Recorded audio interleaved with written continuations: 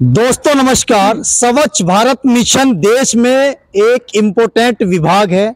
सहारनपुर मंडल से स्वच्छ भारत मिशन की एक ऑफिसर्स जिनका नाम जसलीन कौर है, इनसे कई मुद्दों पर बात करते हैं।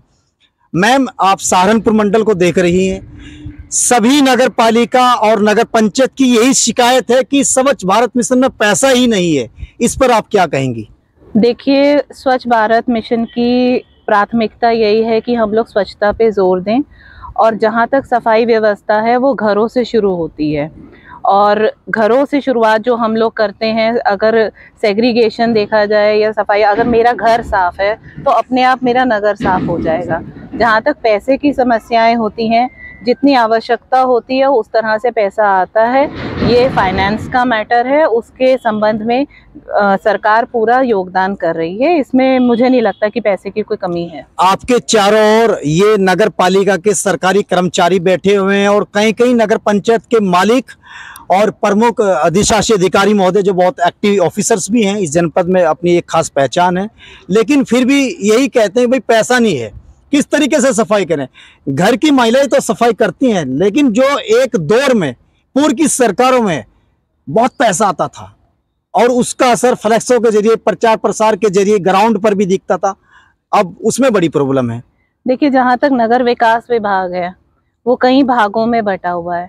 हमारे स्वच्छ भारत मिशन में जो भी आवश्यकता है उसके हिसाब से हमें नहीं लगता कि कोई दिक्कत है, लेकिन अगर कहीं परेशानी होती है तो माननीय अधिशासी अधिकारी महोदय उसका दायित्व रखते हैं और वही इसका निस्तारण करेंगे। अच्छा, अभी ग्राउंड पर स्वच्छ भारत मिशन की केंद्र और राज्य की यानी डबल इंजन की सरकार की योजनाएं कौन सी हैं जिससे तुरंत ही पीड़ित को लाभ मिले?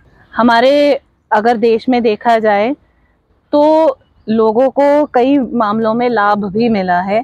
महिलाओं के लिए अगर हम लोग देखा जाए तो उनकी एजुकेशन पे किया गया है, और कई सरकारी योजनाओं में उनको फ़ायदा दिया गया है। प्रधानमंत्री आवास योजना रही है, उनके मेडिकल से रिलेटेड उनके आयुष्मान कार्ड वगैरह भी बने हैं। अब जैसे हमारे जितने भी सफाई कर्मी हैं उन लोगों को जो वो काम करते हैं, हम लोग पीपी किट्स भी प्रोवाइड करते हैं, और अगर कुछ उनको हो भी जाता है तो मेडिकली हम लोग उनको सस्टेन करें हैं। तो ऐसे कई योजनाएं हैं जिनका लोग फ़ायदा उठा सकते हैं और उठा भी रहे हैं। मैम, जैसे पंचायती राज है, ऐसे ही आपका नगर विकास है, तो पंचायती राज का क्या फार्मूला है? ब्लॉक स्तर से महिलाओं का एक समूह जोड़ा जाता है, उनको अलग अलग तरीके से रोजगार दिए जाते हैं, उस पर क्या सरकार का प्रचार प्रसार भी होता है, महिलाओं को, जो गरीब महिलाएं उनको रोजगार भी मिलता है।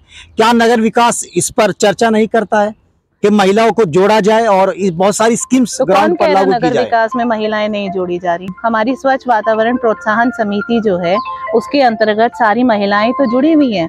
अगर घरों से सफाई व्यवस्था देखी जाए तो घर की सफाई व्यवस्था कौन देखती है? महिला ही तो देखती है। घर का कूड़ा कौन निकालती है? महिला ही तो निकालती है। उससे रोजगार कैसे मिलेगा? महिला हूँ, उनको रोजगार कैसे मिलेगा उस चीज से? रोजगार के लिए क्या मतलब स्वच्छ भारत मिशन किस तरह? मैंने कहा है कि नगर विकास एक अलग बड़ा विभाग है उत्तर प्रदेश में, इसके पास स्वच्छ भारत मिशन में कोई रोजगार ऐसा नहीं है कि जो गरीब महिलाएं जुड़े। इस संबंध में मेरा कोई रोल नहीं बनता।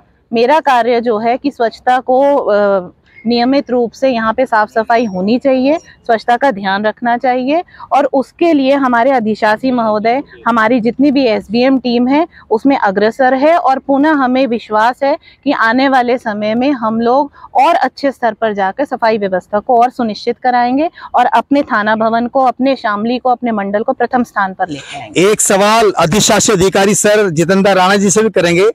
सर, किस तरीके से चल रहे हैं काम काज, लोगों की सेवा किस तरीके से हो रही?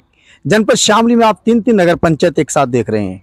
अभी वर्तमान में सबसे पहले स्वच्छ सर्वेक्षण 2024 चल रहा है, और हमारी जो टीम बैठी है इसमें नगर पंचायत जलालाबाद, बन्ना और थाना भवन, बाकी सारे और जगह के जो हमारे कर्मचारी हैं सभी स्वच्छ सर्वेक्षण पर यहाँ प्रतिभाग करने के लिए आए हैं। अभी हमारा मेन फोकस स्वच्छ सर्वेक्षण पे है कि हमारी रैंकिंग जो पिछली बार कम रह गई थी उसको कैसे अच्छे से अच्छा करा जाए, इसी पर चर्चा चल रही है। और सबसे मेन फोकस तो हमारा स्वच्छता पे ही है आज जो है। बाकी जो विकास कार्य है वो तो एक नियमित चलने वाली प्रक्रिया है, विकास कभी खत्म नहीं होता है। तो सर, नगर पंचायत का मकाम बुलंदी आप प्रदेश स्तर पर कहाँ देखना चाहते हैं? जैसे आप बता रहे कि मैम के साथ आप मेहनत कर रहे हैं।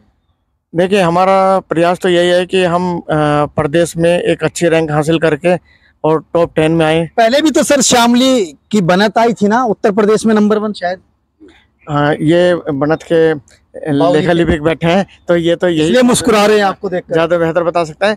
हालांकि ये एक स्वस्थ प्रतिस्पर्धा है, इसमें जितनी भी नगर पालिकाएं, नगर पंचायतें हैं, सब अपना अपना योगदान कर रही हैं और अच्छे से अच्छा परफॉर्म करने के लिए हम सब यहाँ एकत्रित हुए हैं, ताकि हमारी रैंक सुधरने पे हमारे प्रदेश की रैंक सुधरे और प्रदेश की रैंक सुधरने पर हमारे देश की रैंक सुधरे। अच्छा सर, आखिरी और अहम सवाल, स्वच्छ भारत मिशन से अलावा भी जो योजनाएं चल रही हैं वो कागजों पर है या ग्राउंड पर है? वो तो आप जो है पत्रकार महोदय हैं, आप जाके फील्ड में देखें कि वो ग्राउंड पे है या कागजों में है, क्योंकि मुझे नहीं लगता कि कागजों पे अब कोई योजना चल रही है। जो है ये है जितेंद्र राणा जी, जो अपनी एक्टिविटी और अपनी कार्यशैली के दम पर अपनी पहचान रखते हैं, और जसनील कौर है जो सहारनपुर मंडल स्वच्छ भारत मिशन देखती हैं और एक्टिविटी के साथ वर्क कर रही हैं। बने रहिए कुर्बान मलिक के साथ। नमस्कार।